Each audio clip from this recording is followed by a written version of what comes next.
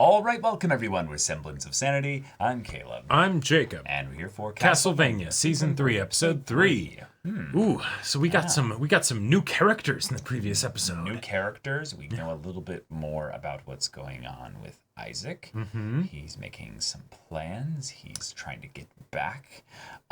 Yep.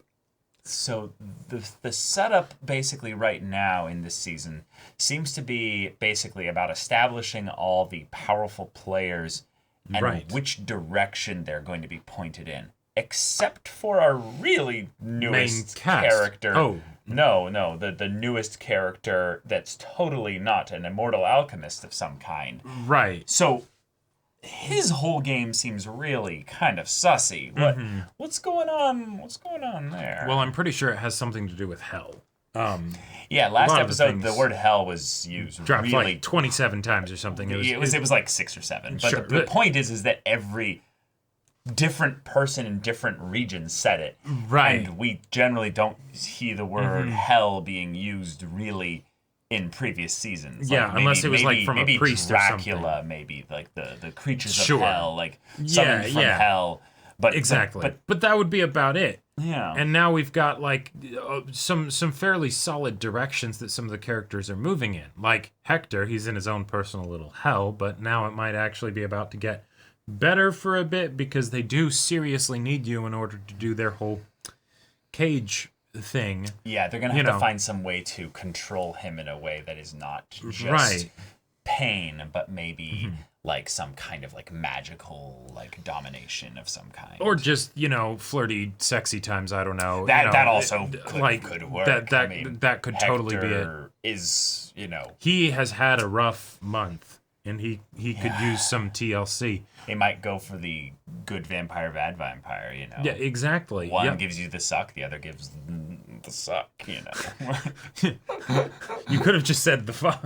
Like, no, it's they both work. It's a vampire. Okay, that's fair. But then we also have this bit with Alucard and the two people that he met, and now he's going to be going off in potentially a different direction. Yeah, and it's like, okay, that I wouldn't have expected that necessarily. So yeah, I feel like they're keeping Alucard sequestered off for now, so that we can build up the kind of the stakes of the conflict, and then Alucard can be that like overpowered, like dramatic kind of reinforcement that they'll need. Sypha and Treffy get in a ton of trouble, and then they're like, "Shit, we need Alucard's help." Oh, damn it, he's not at the castle. Okay, well, yeah, your Alucard is in another castle. But, that's right. All right, y'all. Without further ado, let's get into this.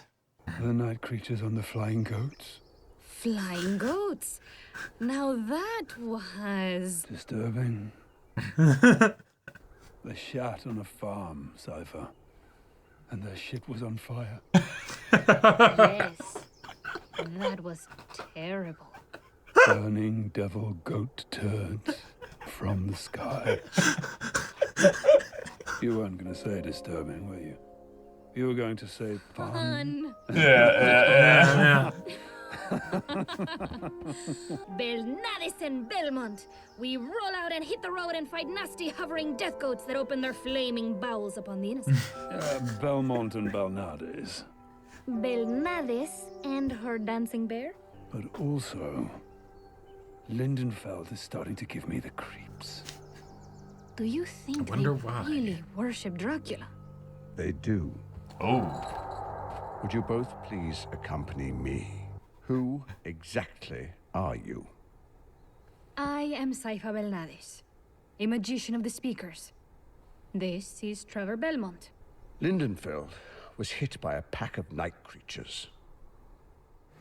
Oh. Thinks they might be involved.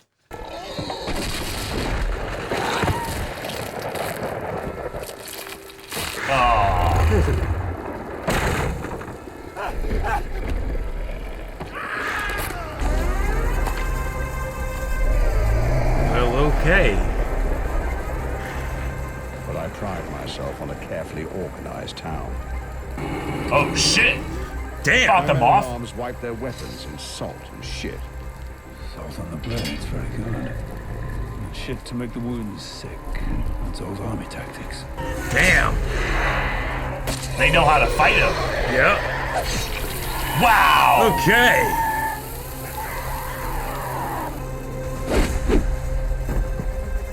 Did it seek shelter in the Priory?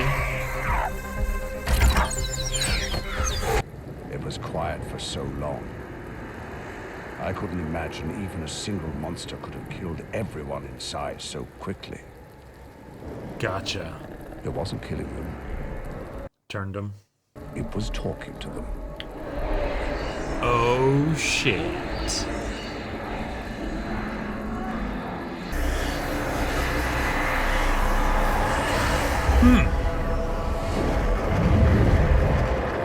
What the fuck? What? Okay. Okay. Oh, no way. Oh, there's some shit going on. Uh-huh.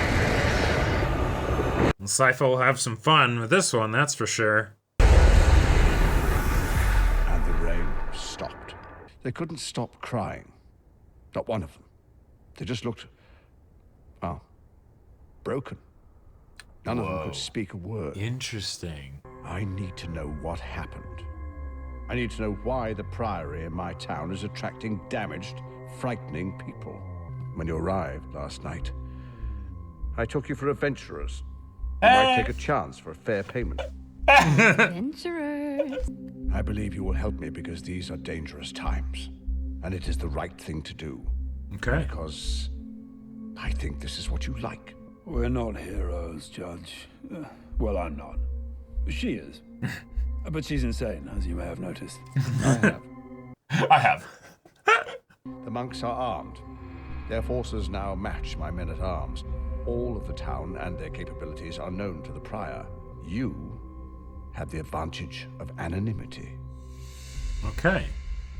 She's like, I want to roast some crazy Dracula cultists. You're going to. Nope. You like looking at me. Because if you do, you'll crack like an egg. Yes. Oh my god, I love these characters. Oh, this is so fun. I have brandy. You know brandy. Fire and wine. Do you partake of alcohol? D? I do not. Well, I imagine it hurts. It Nice. can't be blamed for stopping. Live to prevent It's not scurvy. pain, as you understand it. I've been hit by people. It's not the same thing at all. It brings clarity. So why did you stop? I don't know. I'm too angry. I cannot find myself. I cannot pray. I cannot see God. Oh, interesting. That's Feels loosely connected to the Priory's thing. yeah, that's fun. Maybe. I was a member of Dracula's court. Dracula? Oh shit. It's a good story. Oh, this should be good. Yeah. So working for Dracula was like suicide the long way round. Perhaps. I find the human race worthless, and I suspect a fresh start would be good for the world. So, you were planning on killing everyone in the world. I knew you wouldn't be boring. I cannot, however, fail to note that I am still here. His castle was attacked. Dracula threw me to the desert through a magic mirror to save my life. That don't sound like someone who wants to kill all the people of the earth. I have other reasons to return. I was given this by a man in Tunis. The man who gave it to me said it was in exchange for saving him from hell when he died. After which the men-at-arms of Tunis attempted to drive us out because they were full of hatred and fear, like all people. I thought I'd heard every story, but that's new to me. And you learned how to do this. I did. And now you sail to Europe to exact revenge on the people who betrayed you, Dracula. I do. Where will you go? Styria. Well, after you've had your blood, Yeah. what will you do then? Take up your Dracula's cause and kill all the people in the world? I might. Have you ever heard this maxim? If you don't have your own story, you become part of someone else's. Oh, shit. That's because I invented it. Why live out a dead vampire story when you have your own story to tell? The human race is poisonous and corrupt and should be wiped off the world. And yet yesterday, a man gave you a gift and made a joke. But all you really remember is the port authority trying to run you and your beasties out of town. I've been cruel. It's a cruel world. Maybe we do all deserve to die, but maybe we could be better too. If you kill us all, you end human cruelty, yes, but you end human kindness too. Why would a man with all your fantastic knowledge not use it to teach people how to be kind? What? What? Your face. Was that for my benefit? Telling the guard off for doing his job. So that I'll think you're sympathetic. So that I'll like you. Why would you think such a thing? You like to play with your food. Oh, Carmilla does, certainly. Huh. And you? The diplomat? Okay. I'm Lenore. It's a pleasure to meet you, Hector. Would you like something to eat? She didn't disagree. No. I like my rotten meat with maggots. It's soft, with extra goodness in it. Does she even get anything from eating it? Sorry. Must look like blood, mustn't it? Would you like one? Come on. Wow. Yeah. It's like putting out crumbs for like an animal.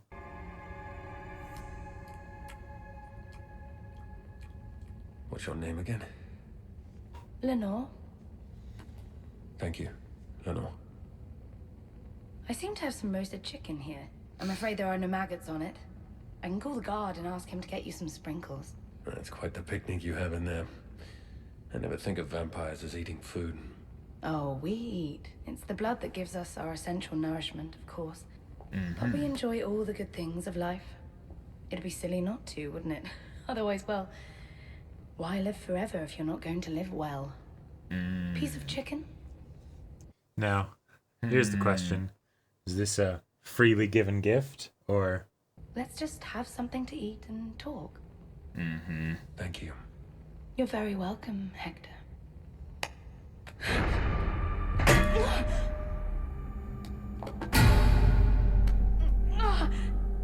I know I can't kill you, but you call the guard, tell him to unlock this fucking door, rip your fucking throat out, and break your fucking neck. Well, you messed up.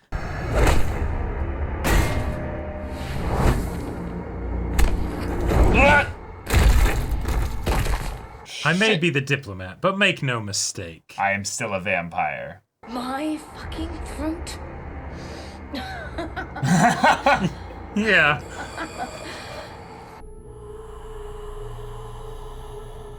Oh, and missed too, yeah. Yeah. Well, wasn't that fun?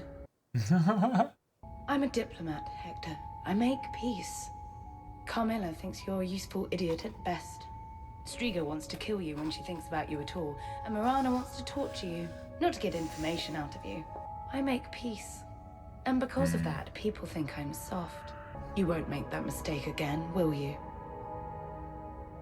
Fetch.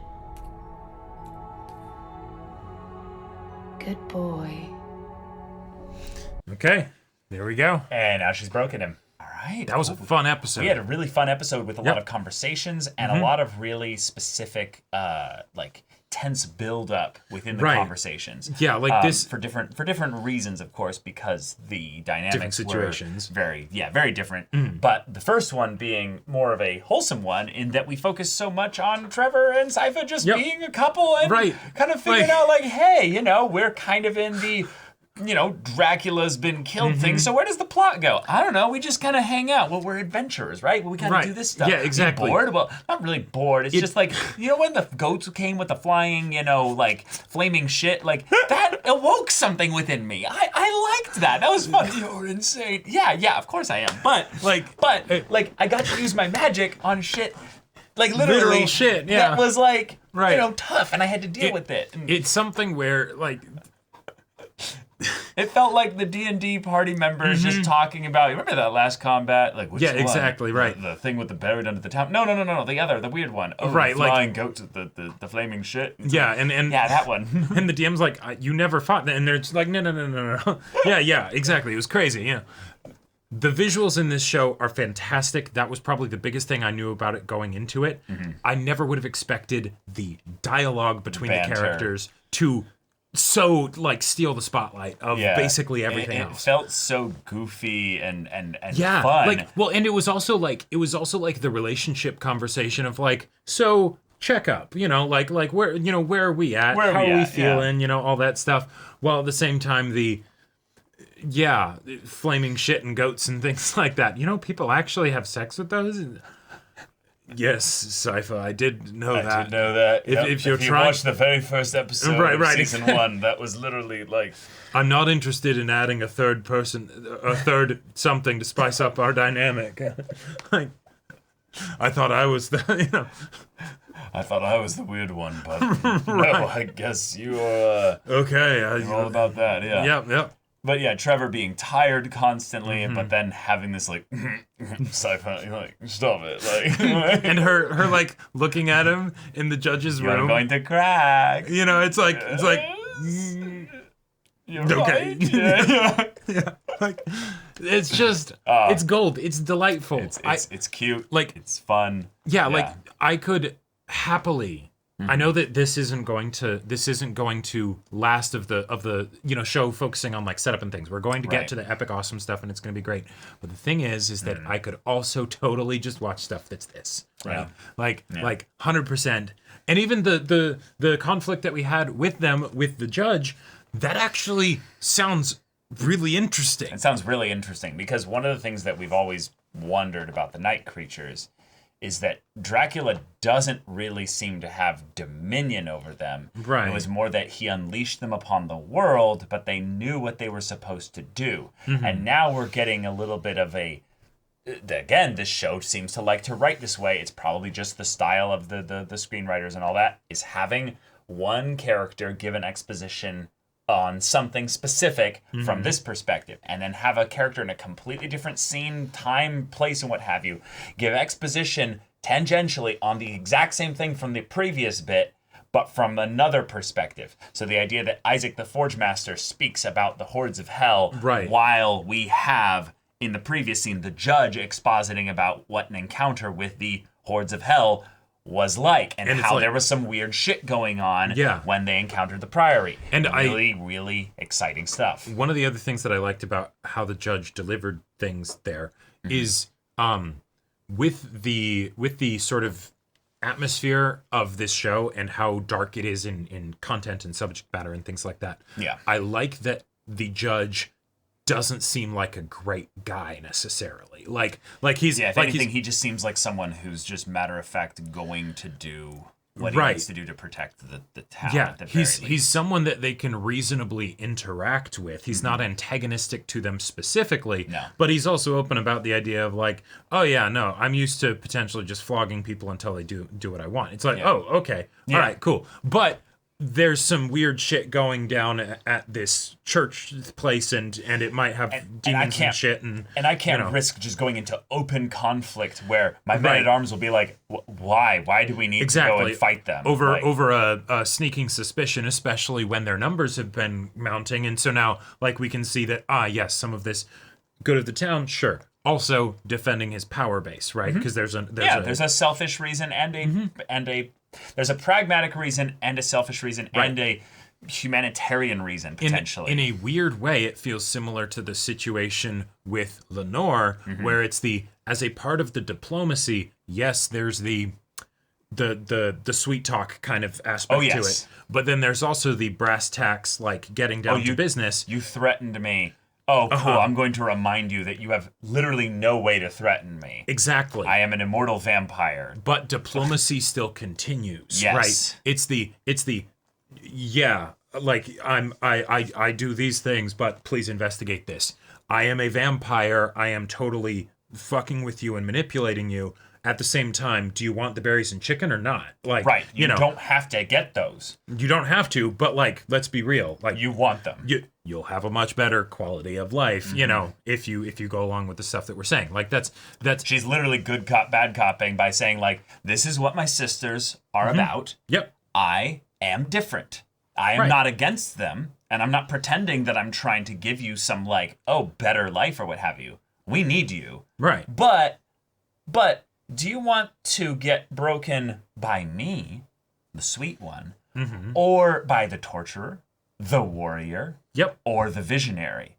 Right. It's all like, three of them don't give a fuck about you. Exactly. Now maybe I don't either, but you know what? I'll be upfront about that.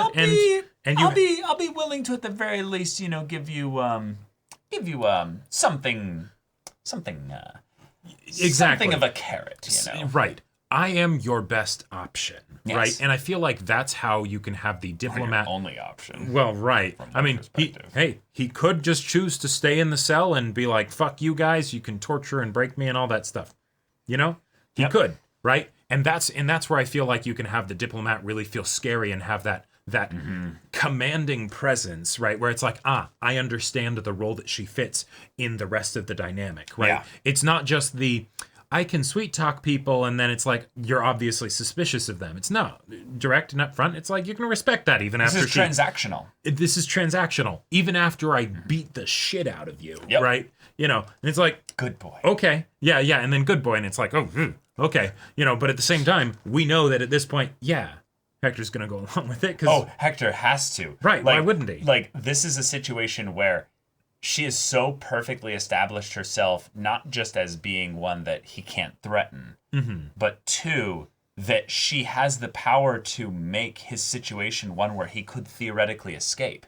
One of the things that is, I would say, always interesting in terms of storytelling when you have a captor-captee kind of captor-captive kind of situation, is that the captive is always thinking about how to escape. Right. They're always thinking about that. The captor should, in some ways, tempt them with there's a 1 in 100 chance that if you work with me, you'll be able to get out. But if you don't, there's a 0% chance. Exactly. And not just that, it's going to get worse and worse in here. Right. So by saying, I'll help you get physically stronger by giving you good food so that you'll be able to physically maybe run out of here and survive the wilderness. And maybe even not be kept in a jail cell. Yeah. Maybe be out there and then they'll be like, oh, well, we'll trust you. And then we'll give you all this stuff. You know, possibly. We can reasonably give you some freedoms here because you're in the freezing wilderness and we're vampires and you're a human with no allies. Yeah. You're not going to be able to get away, but maybe you could get creative.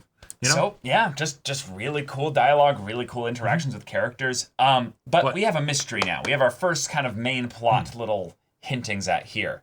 There was more talk of hell this episode, which makes me think that the previous stuff was kind of set up at the very least for these conversations to happen, especially the one with Isaac. But the idea that, okay, the Priory weren't like this all the time. Right. They had something that changed because, well, a night creature attack happened, and they handled it. They handled it really well. Sure. And the one creature that was the biggest jumped into the church, and shit went down. No, that was with the goats. Yeah, exactly. Right, It came down. But yes. Mm-hmm. The Priory had green, rainbow, pink, purple, blue, whatever magic flying out of it. Right. And they brought out at the next day pieces of the creature. But he couldn't confirm whether the pieces added up to total the creature. So they're like the pieces thing, that's interesting because the demon also talked to them. So well, from his perspective, that's what he thought it was. Yeah, right. He figured that might have happened. Okay. If I when he initially said and I think the demon might have been talking to them, I was thinking it would be a situation of the demon's still there and its mind controlled them or something like that, or convinced them they're working for it now, and now you have to get through them to get to the demon or something. But then the pieces came out, and it's like, okay, now that's making me think weird ritual or some shit. Yep. And then it's like, is that something that the demon wanted to happen, or what's the deal there? You know, and then this follows up with the idea that was a time ago, not a long time ago, but a time ago, and since then, people of a crazed variety of priests have been trickling in. How are they getting the call to come here? Right. This is not a world with telephones. Exactly. There is no notice board that gets blasted to everybody in the region of this is a good place for crazed cultist priests. Unless it has it brought with it one of those mirrors, and it's okay, so just write pieces of paper on it, and all right, show me crazy people, that might be joining our cause. Okay, cool. Hey, will you come over here? No, that's so here's a crazy thought, right? Mm-hmm. What if the Priory, and the reason why they serve Dracula, has nothing to do with this event here? They maybe always secretly served Dracula, some of them, right? But Dracula dies, and maybe some of them would regularly visit the castle or something. All right. So they go to the castle, and there's nobody there. There's nothing. So they take some shit from there, right? Okay. And maybe one of them is a mirror or something. And then from there, they've been hopping around to tell people to come here, basically. Well, and so they're not new priests necessarily. They're priests that have gone out and are returning. The other thing that happened with the demon was that there was the pulse that went out. Yes, the pulse could have called people. Right. That felt very Pirates of the Caribbean, Curse of the Black Pearl, the first one, kind of the deal where the coin ripples in the water, and then it's oh, okay. And it spoke to a whole bunch of people, beings, or whatever. Right. Yeah. And so maybe, but then the question is if that pulse was the thing that is drawing the crazy people here, what was the deal with that demon? Right. With why it was able to do that? Because it seemed like it was getting beaten by the townspeople, which okay, the townspeople were competent. Yeah, it didn't take any mortal wounds, though. Right. It definitely wasn't dying. No, yeah. It was fine. Right, but maybe it did crashing run through the temple hurt it in some way, but I think it would have been probably just fine and got back up. That seemed... So maybe they panic. Actually, here's an idea. They panicked because creature crashed through this. Right. And as they're killing it, then it's wait, and it speaks to them. Sure. And starts promising them power and things, and they're right, but I guess the thing that is seems the most odd about this is that this was an improvised thing that happened as far as it seems to be set up. In that there was no plan. Right, there was no plan for the creature to go. Right, no. It's getting chased. Okay, it goes in there. 5 minutes later, whoop, whoop, whoop, whoop, whoop. Right, exactly. Doesn't make any sense. Doesn't make any sense. So that makes me think that the priests had something that the demon was able to use, either just their persons, them being humans or something like that, or Okay, what if we can remove the priest from the equation? Sure. They're just... Why would the being do this if it was just the being? Because I feel like if we can basically rule out any kind of plan here and it was entirely improvised, then this is all the creature of the night doing this, not the Priory. Right. So the one potential motivation that I could see that I think has some holes in it is that it's trying to communicate to the people to brainwash them in some way or do something or whatever to get them to save it from the other humans. But if it could do that, why wouldn't it do it with the other humans that were outside, right? Probably because it needed to feed its underlings that were protecting it. Sure. It's probably something where they're oh, we don't actually care about that. But if it's alone and it's scared and it's running, it's desperate. Then it goes... I seek sanctuary. Please, I will give you the powers of my god. If you will give me sanctuary. And they're okay, keep talking. But everyone draw your swords and circle it. Everyone's staring at it with their weapons, spears out, and they're keep talking. What are you... The other thing that I thought was kind of interesting is that when it goes in there, the judge didn't follow it inside. Now maybe because he has no authority in there. Sure. Okay. He mentioned that basically his authority ends at the door, probably because on some level he's not a man of God. And sure. So it's very much the kind of seeking sanctuary type thing, even though you wouldn't think a demon would, that it would cover for a demon. But maybe it's also something where he didn't feel threatened by it at that point because it's just what do we do here? By the time he gets there, it's not fighting. So then it's wait, what's going on? So to call back to the season 1 finale, though, the demon in that scene was able to tell that God had no love for this church specifically, this building. It had no holy essence of it. So maybe this demon could tell as well, like, this is a fake church. This one has no connection to the divine. I can use this. Yeah, I can use the people in here. Right. This does structurally. This does feel like it's kind of revisiting that plot point, that old thing that was established back in season 1 to like, and so I'm all for that because I thought that was one of the really interesting, like if you have demons and stuff in your world and everything, and they should know how the spiritual, supernatural aspects of the world work. And so having an ebb and flow to the dynamic feels very interesting. That way, it's not as just one sided of, oh shit, there's demons, but we're all people. There's there's no nega inverse whatever. Right? Yeah, so that's its own thing. But then we had that wonderful conversation with Isaac and the ship's captain. And holy shit, I love this ship's captain. Like it's, and again, diplomacy, right? You know? Well, he's already in the ship, if you will, because he's literally got the creatures of the night on his boat. Isaac is holding them hostage. Absolutely right. And the ship's captain has made the prudent decision to go along with it and to understand this guy. Yeah, exactly. And he's being very cordial and just like, asking questions and all that kind of stuff. Mm-hmm. But I love how it's something where the simple wisdom from experience of a basic ass human, right? I mean, he's led a very interesting life for sure. Yeah, he's a bit older. He's been around. He's seen some shit. Is able to kind of like debunk and poke holes at the situation that Isaac has come from and is currently in, even though he's not doing it in any kind of antagonistic way, right? He's very much just, well, what are you going to do? Like, is that really what you want? Like, yeah, it's writing wise, it's a bit of a thing that is it's something that is harder to explain on paper. It has to be done really well in execution because you're essentially having Isaac talk to himself a little bit. Exactly. You're having basically an aspect of Isaac's thoughts being brought out by the excuse that another character is interested in his thoughts, and we have a very interesting set of extenuating circumstances as to why this conversation actually should happen. So we buy it. Exactly.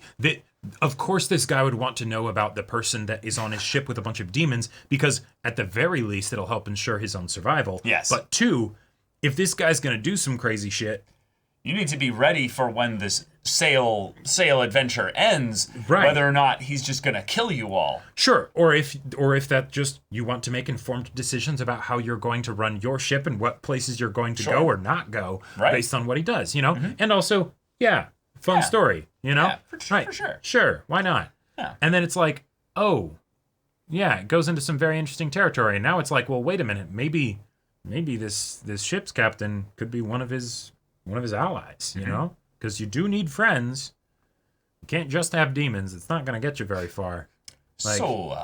You killing the rest of the world was suicide a long way around. Right, exactly. It's like, what's the real reason, Yeah, exactly. Like what do you, is that actually what you want, you know? Why, as smart as you are, why not educate? If you ruled, wouldn't be a problem. Why are you ignoring the man who gave you a free gift and a joke because there were some assholes in the town? It's like,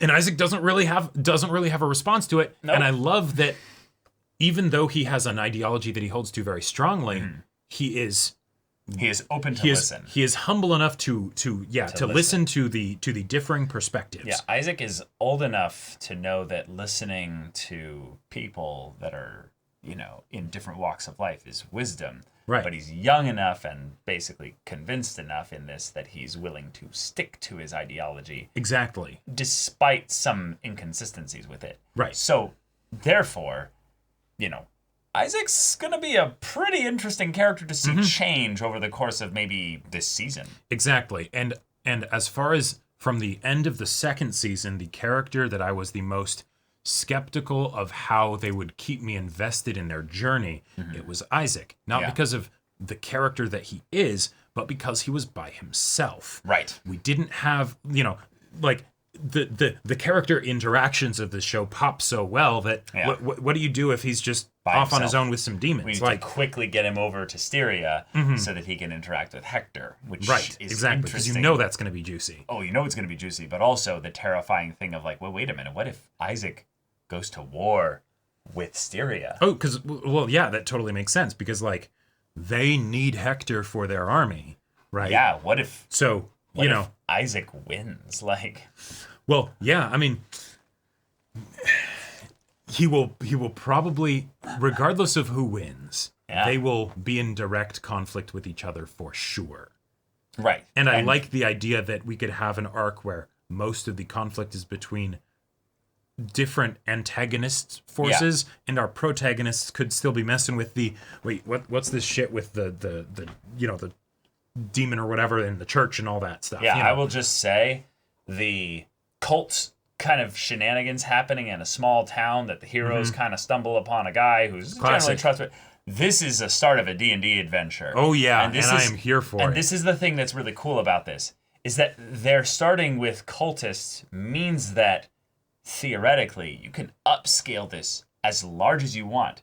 Oh yeah. You can literally upscale this to the umpteenth degree and have this be a conflict that continues all the way into season 4. Oh yeah, because into hell and all of that stuff. Yeah, exactly. Yep. So this is really interesting. Good shit. But okay. Y'all. Also, yeah. Hector Dick. Oh yeah.